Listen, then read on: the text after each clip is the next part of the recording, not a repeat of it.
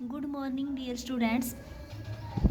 ये हमारा second chapter चल रहा है माइक्रो ऑर्गेनिज्म वाला ही, कि माइक्रो ऑर्गेनिज्म हमारे लिए बेनिफिट भी है और हार्मफुल्स भी। तो हमने उसके फ्रेंड्स नेचर के तो हमने पहले डिस्कस कर लिया था। अब हम इसके क्या पढ़ रहे थे कि हमारे लिए ये हार्मफुल कैसे है। तो हमने पहले पढ़ा था disease causing micro organism in human के अंदर, और हमने फिर उसके बाद एनिमल्स के अंदर देखा था। ठीक है, आज हम पढ़ेंगे कि disease causing micro organisms in plants. ये प्लांट्स के अंदर कौन कौन सी डिजीज कोज करते हैं। ठीक है, तो सबसे पहले हम देखते हैं कि कौन कौन सी डिजीज होती हैं। तीन चीज़ देखेंगे, और माइक्रो ऑर्गेनिज्म की किस ग्रुप के द्वारा होती है। ठीक है, और फिर हम एक देखते हैं कि मोड ऑफ ट्रांसमिशन क्या है। ठीक है, वो किसके थ्रू फैलते हैं। तो सबसे पहले जो डिजीज है उसका नेम है सीट्रस कैंकर। तो ये सीट्रस कैंकर होती है जो मेनली सीट्रस फैमिली के अंदर होगी। ये इसके अंदर आते हैं नींबू, ठीक है, संतरा, ये फैमिली के अंदर आते हैं। तो इनसे क्या होता है बच्चे, जो माइक्रो ऑर्गेनिज्म बैक्टीरिया है वो इसको ये डिजीज कोज करता है, और ये एयर के थ्रू फैलती है। ठीक है, जैसे ह्यूमन बींग्स के अंदर एयर के थ्रू फैल रही थी, उसी टाइप से प्लांट्स के अंदर भी ये डिजीज एयर के थ्रू फैलती है। उसके बाद है second disease rust of wheat. जो वीट है उसके ऊपर रस्ट लगना। अब हमने क्या है, कई बार देखा है कि जो हमारी वीट है वो ब्लैक कलर की हो जाती है। ठीक है, जनरली देखने को मिलते हैं ये कुछ एरिया है, वो क्या हो जाता है, ब्लैक किस। तो वो ब्लैक किस किसकी वजह से होता है, फंजाई की वजह से। फंजाई उसके ऊपर ग्रो कर जाती है, और मेनली इसका जो ट्रांसमिशन का मोड है वो क्या है, एयर के थ्रू फैलती है, या फिर सीड्स के अंदर कोई सीड है वो इन्फेक्टेड हो जाए फंजाई के द्वारा, तब बोल सकते हैं कि ये डिजीज हो गई। तो अब हमने क्या देखा था, जैसे ब्रेड या हमारी जो रोटी है उसके ऊपर भी क्या हो जाता है, अगर कुछ दिन के लिए रख देते हैं ब्लैकिस तो फंजाई ग्रो कर जाती है। तो उसी टाइप से ये वीट के अंदर भी क्या कर जाती है, ग्रो, और rust of wheat disease cause कर देती है। उसके बाद है हमारी थर्ड येलो वेन मोइजिको भिंडी। जो भिंडी के जो प्लांट्स होते हैं उनके अंदर जो लीव्स हैं उनके ऊपर क्या हो जाती है, वेन्स। वेन्स क्या होती हैं, जो मान लीजिए ये हमारा क्या है, लीफ है, ठीक है, ये मिडरिप होगी, और ये क्या है, हमारी वेन्स। तो अगर ये येलो येलो कलर की हो जाए तो वो क्या हो जाता है,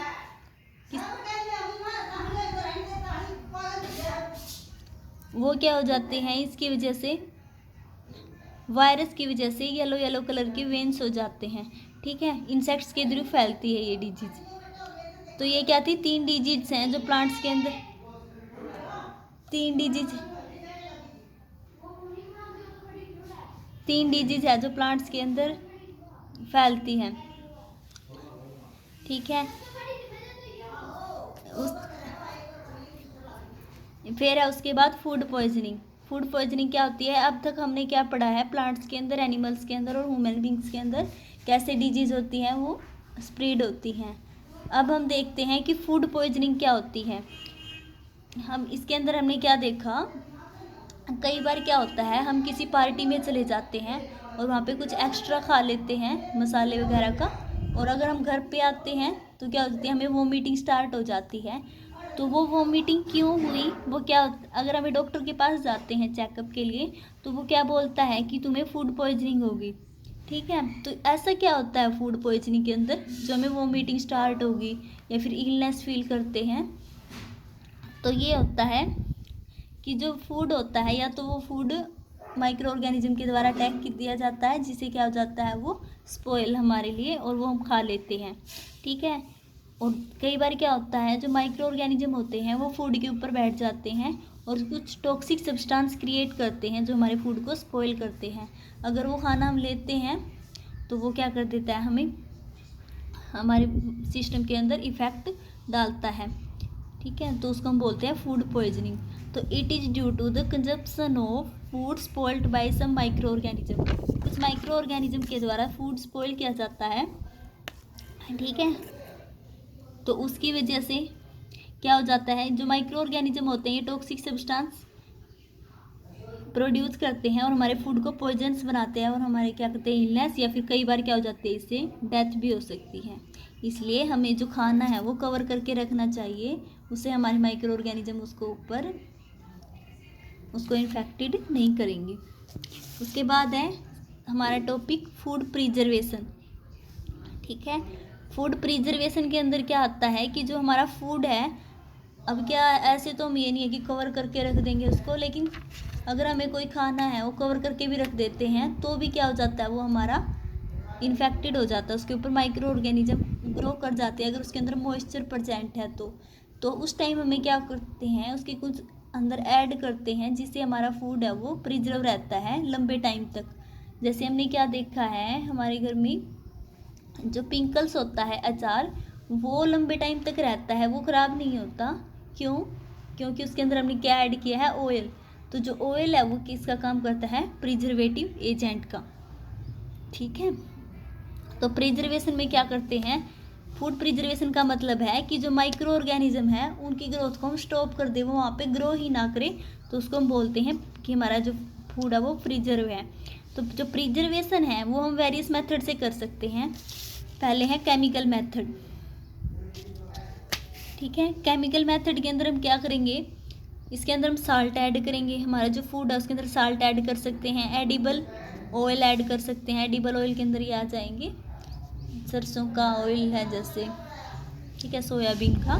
फिर उसके अंदर उसके अलावा हम क्या ऐड कर सकते हैं, सोडियम बेंजोएट और सोडियम मेटाबाइसल्फाइड केमिकल। ये भी क्या करते हैं, हमारे फूड को प्रिजर्व करते हैं। ठीक है, माइक्रो ऑर्गेनिज्म की ग्रोथ को स्टॉप कर देते हैं। उसके बाद क्या है, प्रिजर्वेशन बाय कॉमन साल्ट। जो साल्ट होता है वो हमारे बहुत बेटर काम करता है प्रिजर्वेशन का। अगर हमें मीट को प्रिजर्व करना है या फिर एग्स को, फिश के एग्स को, तो हम क्या करते हैं, उसके अंदर सोल्ट से कवर कर देते हैं, जिसकी वजह से माइक्रो ऑर्गेनिज्म ग्रो नहीं करते। ठीक है, उसके बाद है प्रिजर्वेशन बाय शुगर। तो प्रिजर्वेशन बाय शुगर, जो शुगर होती है वो भी क्या करती है, हमारे फूड को प्रिजर्व। जैसे अगर हमें जैम्स को, जेलीज को वो करना है तो उस टाइम क्या करते हैं हम, शुगर प्रिजर्वेटिव का काम करती है। ये शुगर क्या करती है, जो हमारा फूड है जो सभी हमें करना है वो मॉइस्चर को एब्जॉर्ब कर लेती है फूड में से। अगर मॉइस्चर एब्जॉर्ब कर लेती है तो उसके ऊपर क्या हो जाता है, माइक्रो ऑर्गेनिज्म की ग्रोथ स्टॉप हो जाती है। ठीक है, इसके अलावा हम और क्या यूज़ कर सकते हैं प्रिजर्वेशन के लिए, ऑयल हो गया और विनेगर। विनेगर होता है सिरका। ठीक है, इनका भी हम यूज़ कर सकते हैं। अगर हम इनको ऐड कर देते हैं तो ये हमारे फूड को स्पॉइल नहीं होने देते, क्योंकि ये क्या कर देते हैं, जो माइक्रो ऑर्गेनिज्म है उनकी ग्रोथ को स्टॉप कर देते हैं। मेनली बात क्या है, इन सब से कोई भी मेथड यूज करो, सभी का एक ही फंक्शन है कि ये माइक्रो ऑर्गेनिज्म की ग्रोथ को स्टॉप कर देते हैं। उसके बाद है एक और मेथड जिससे हम क्या कर सकते हैं, फूड को preserve, heat and cold treatment. अब हमने क्या देखा है घरों में कि जब हम मिल्क को बॉईल कर देते हैं तो हमारा जो मिल्क है वो लंबे टाइम तक रख सकते हैं उसको, वो ख़राब नहीं होता। क्यों? क्योंकि जब हम मिल्क को बॉईल करते हैं तो वो माइक्रो ऑर्गेनिज्म होते हैं वो किल्स हो जाते हैं, वो ग्रो नहीं करेंगे, तो हमारा जो मिल्क है वो फ्रेश रहता है। ठीक है, ये तो हो गया हीट ट्रीटमेंट से।